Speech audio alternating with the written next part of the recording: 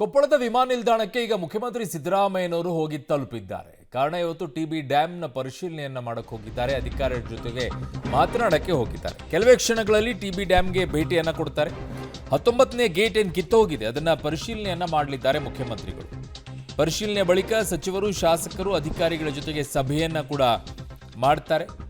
ಆಂಧ್ರ ಪ್ರದೇಶ, ತೆಲಂಗಾಣದ ಜನಪ್ರತಿನಿಧಿಗಳು ಕೂಡ ಇದರಲ್ಲಿ ಭಾಗಿಯಾಗಲಿದ್ದಾರೆ. ಏನ್ ಮಾಡಬೇಕು, ಮುಂದೆ ಯಾವ ರೀತಿಯಾಗಿ ಹೆಜ್ಜೆಯನ್ನು ಇಡಬೇಕು ಅಂತ ಹೇಳಿ. ಕಾರಣ ಇಷ್ಟೇ, ಹರಿದು ಹೋಗಿರುವಂತ ನೀರನ್ನ ವಾಪಸ್ ತರಕ್ಕಂತೂ ಆಗೋದಿಲ್ಲ. ಈಗ ಮುಖ್ಯಮಂತ್ರಿಗಳಲ್ಲಿ ತಲುಪಿರುವಂತ ದೃಶ್ಯಾವಳಿಗಳನ್ನ ನೋಡ್ತಾ ಇದ್ದೀರಾ.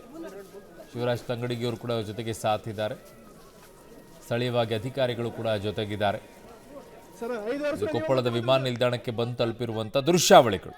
ಇದಾದ ನಂತರ ಅವರು ಟಿಬಿ ಡ್ಯಾಂಗೆ ಹೋಗಿ ತಲುಪ್ತಾರೆ. ಇನ್ನು ಕೆಲವು ಕ್ಷಣಗಳಲ್ಲಿ ಅವರು ಟಿಬಿ ಡ್ಯಾಂಗೆ ತಲುಪ್ತಾರೆ.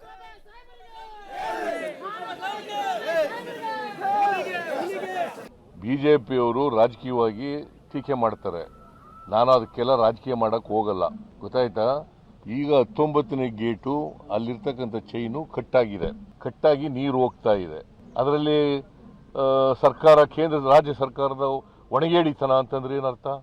ನಾವು ಅದರ ಮೇಂಟೆನೆನ್ಸು ಅವೆಲ್ಲ ನೋಡ್ಕೊಳ್ತಕ್ಕಂಥವ್ರು, ತುಂಗಭದ್ರಾ ಡ್ಯಾಮ್ನೆಲ್ಲ ನೋಡ್ಕೊಳ್ತಕ್ಕಂಥವ್ರು ಬೋರ್ಡ್ ನೋಡ್ಕೊತಾರೆ, ಗೊತ್ತಾಯ್ತಾ. ನಾನು ಈಗ ಯಾರನ್ನೂ ಕೂಡ ಇಂಥವರೇ ತಪ್ಪು ಮಾಡಿದ್ದಾರೆ ಅಂತ ಹೇಳಕ್ ಹೋಗಲ್ಲ. ಚೇರ್ಮನ್ ತಪ್ಪು ಮಾಡಿದ್ದಾರೆ, ಅಥವಾ ಇನ್ಯಾರೋ ಆಂಧ್ರದವ್ರು ತಪ್ಪು ಮಾಡಿದ್ದಾರೆ, ತೆಲಂಗಾಣದವ್ರು ತಪ್ಪು ಮಾಡಿದ್ದಾರೆ, ಕರ್ನಾಟಕದವ್ರು ತಪ್ಪು ಮಾಡಿ ಅಂತ ಹೇಳಕ್ ಹೋಗಲ್ಲ.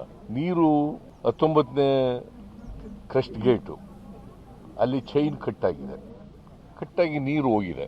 ನೀರು ಈಗ ನಮ್ಗೆ ಇರ್ತಕ್ಕಂಥ ಪ್ರಶ್ನೆ ಏನಪ್ಪಾ ಅಂತಂದ್ರೆ, ನೀರು ತುಂಬಿತ್ತು, 105 TMC ನೀರುವರೆಗೂ ತುಂಬಿತ್ತು.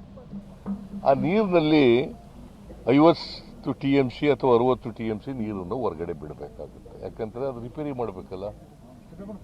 ಇನ್ನೂ ಸುಮಾರು 60 TMC ನೀರು ಉಳಿಯುತ್ತದೆ. ಸೊ ರೈತರಿಗೆ ಯಾವ ಕಾರಣಕ್ಕೂ, ಗೊತ್ತಾಯ್ತಾ, ಮೊದಲನೇ ಬೆಳೆಗೆ ಯಾವ ತೊಂದರೆ ಇಲ್ಲ. ಇನ್ನು ನಾವು ಆಗಸ್ಟ್ ತಿಂಗಳು 12ನೇ ತಾರೀಕು ಇವತ್ತಿರೋದು, 13ನೇ ತಾರೀಕು ಇವತ್ತು, 13ನೇ ತಾರೀಕು. ಇನ್ನು ಸೆಪ್ಟೆಂಬರ್, ಅಕ್ಟೋಬರ್ವರೆಗೂ ಕೂಡ ಮಳೆ ಇದೆ. ನೀರು ತುಂಬತಕ್ಕಂಥ ಸಾಧ್ಯತೆ ಇದೆ, ಗೊತ್ತಾಯ್ತಾ. ನಾವು ತುಂಬುತ್ತದೆ ಅಂತಕ್ಕಂಥ ಓಪ್ಸ್ ಇಟ್ಕೊಳ್ಳೋಣ.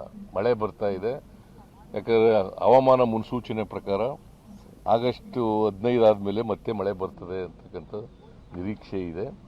ಅದರಿಂದ ಎಷ್ಟು ನೀರು ಹೋಗಿರ್ತದೆ ನದಿಗೆ, ಅಷ್ಟು ನೀರು ಮತ್ತೆ ತುಂಗಭದ್ರಾ ಡ್ಯಾಮ್ಗೆ ತುಂಬಿಕೊಳ್ತಕ್ಕಂಥ ಸಾಧ್ಯತೆ ಇರ್ತದೆ. ನನ್ನ ಪ್ರಕಾರ, ನಾನು